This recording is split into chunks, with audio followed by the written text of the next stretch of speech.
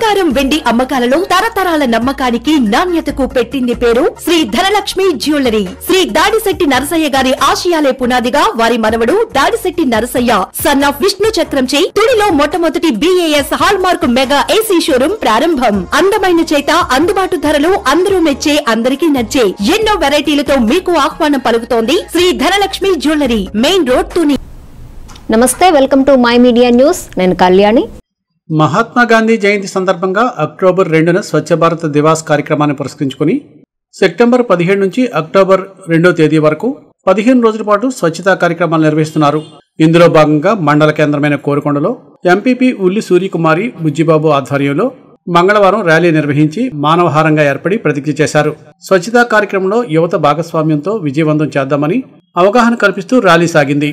మండల పరిషత్ ఉద్యోగులు, కోరుకొండ, కాపవరం గ్రామ పంచాయతీ సర్పంచులు, వివిధ శాఖల ఉద్యోగుల ఆధ్వర్యంలో ఈ కార్యక్రమం నిర్వహించారు.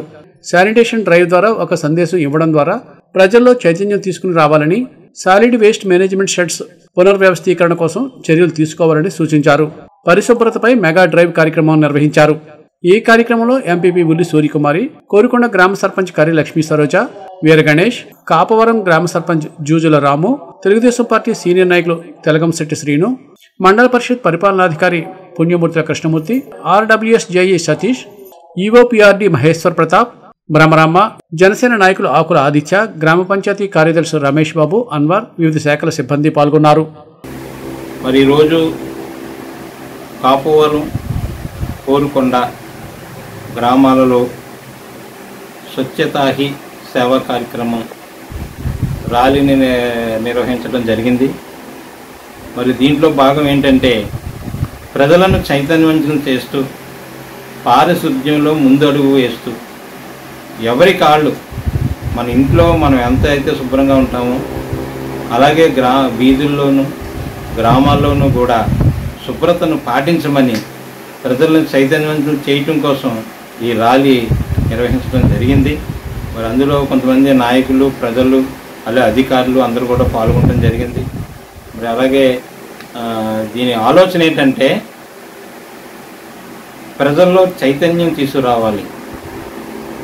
ఎక్కడికక్కడ నా ఇంట్లో చెత్త తీసుకొచ్చి బయట చెత్తం కాదు, దాన్ని గ్రామ సచివాలయం సిబ్బంది వస్తారు, దాంట్లో వేసి అది ఎక్కడైతే డంపింగ్ యార్డ్ ఉందో అక్కడికి పంపించవలసిందిగా మరి చైతన్యం చేయటం జరిగింది, అందరికీ చెప్పడం జరిగింది.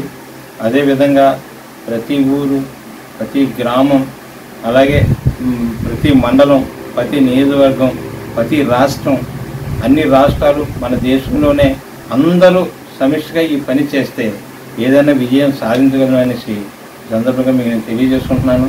దీంట్లో అందరూ ముందు ఉండాలి. పారిశుద్ధ్యాన్ని పాటించేనే మనం ఆరోగ్యంగా ఉంటాం. ఎందుకంటే ఆరోగ్యం లేనప్పుడు మనం ఎవరైనా చేయలేము. పూర్వకులు చెప్తారు ఆరోగ్యమే మహాభాగ్యం అని.